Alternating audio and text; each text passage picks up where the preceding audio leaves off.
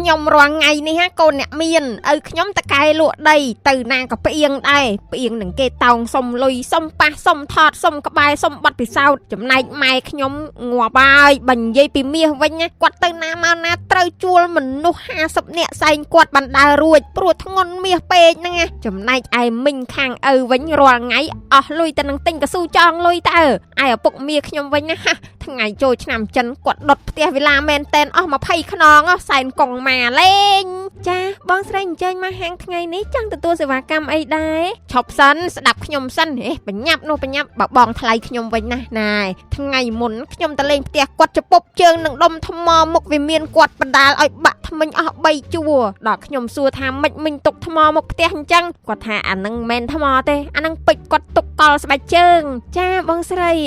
មកធ្វើសក់ឬក៏មកផាត់មុខដែរហើយបើក្មួយខ្ញុំវិញវាស្រឡាញ់សត្វឆ្កែពេកវាទិញនាវាទេសចរមួយទុកដឹកឆ្កែវាស្ទូចត្រីលេងថ្ងៃសៅរ៍អាទិត្យហើយបើក្មួយខ្ញុំវិញថ្ងៃមុនវាឈឺពោះដល់ឆ្លោះអេកូមើលឃើញពេជ្រ6គីឡូក្នុងពោះវាដាំពេជ្រក្នុងថ្មិញភ្លេចគិតពេជ្រធ្លាក់ចូលកាពះបាត់ចាហើយបងញ៉ាំបាយនៅបងបើនៅទេបងអាចអញ្ជើញទៅញ៉ាំបាយសិនក៏បានណា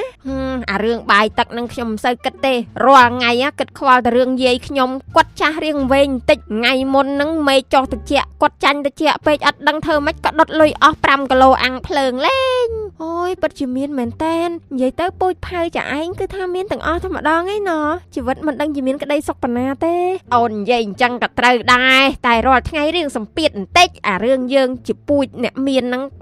ដល់មានខ្លាំងពេកទៅណាមកណាក៏គេស្អប់ដែរព្រោះមនុស្សជុំវិញខ្លួនសត្វអ្នកចំណែនជីវិតជាតិនេះរឿងឯកាបន្តិចហើយអូអាណិតដល់ហើយមានតែរបស់ទ្រព្យតែអត់មានក្តីសុខអញ្ចឹងហ៎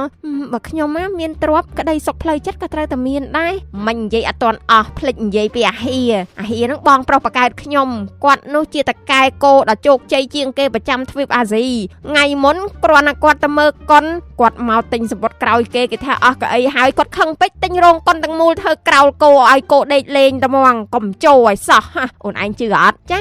ជឿប៉ុន្តែសំខាន់ចាយមកហាងនេះដើម្បីទទួលសេវាកម្មអីដែរចាយបើរវល់តែនិយាយរឿងពូជពងវងតកលអញ្ចឹងមកល្ងាចនេះខ្ញុំគ្មានបានសាច់ការអីទេក៏តែស្ដាប់រឿងចាយអួតនឹងក៏ហត់ដែរណែខ្ញុំមកនេះមិនមែនមករកសេវាកម្មកពិកកប៉ុកពីហាងនេះទេណាខ្ញុំមកត្រូវការជួបថកែហាងតើអូនឯងនិយាយដូចមើងងាយខ្ញុំពេកទេនេះមិនគិតថាខ្ញុំមកធ្វើកញ្ចក់នៅហាងអញ្ចឹង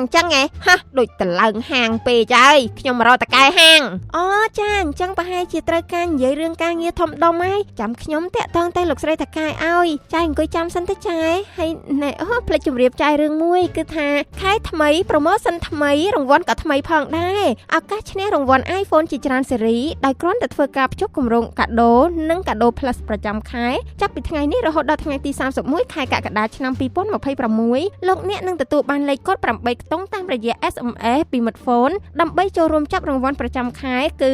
iPhone Air 1រង្វាន់ iPhone 15 Pro Max 1រង្វាន់ iPhone 17 Pro Max 1រង្វាន់ចាប់រង្វាន់នៅរៀងរាល់ថ្ងៃទី5ខែបន្ទាប់វេលាម៉ោង10ព្រឹកតាមរយៈការផ្សាយផ្ទាល់លើ Facebook Page ផ្លូវការរបស់មិត្តហ្វូនចាប់ពីថ្ងៃនេះរហូតដល់ថ្ងៃទី31ខែកក្កដាឆ្នាំ2026សម្រាប់ព័ត៌មានបន្ថែមសូមទាក់ទងទៅលេខ1204ឬ097 9 097 អូតកែស្រីមកល្មមបងស្រីតកែចាយខាងនេះគាត់ចង់ជួបបងស្រីតកែផ្ទាល់ទៅសំពះជម្រាបសួរគាត់ឲ្យត្រឹមត្រូវទៅមេអូនឹងមែនណាដែលឈ្មោះកហួយចង់និយាយថាការងារដាក់បាយឆ្កែឲ្យឆ្កែខ្ញុំនឹងអត់រើសយកទេនាងហួយអើយព្រោះអ្នកនៅកន្លែងការងារចាស់របស់នាងហួយឯងបានប្រាប់មកថានាងហួយជាមនុស្សធ្វើការខ្ជះខ្ជាយលួចស៊ីបាយឆ្កែឲ្យជេរឆ្កែរហូតអញ្ចឹងសូមសោកស្ដាយផងខ្ញុំមិនយកទេ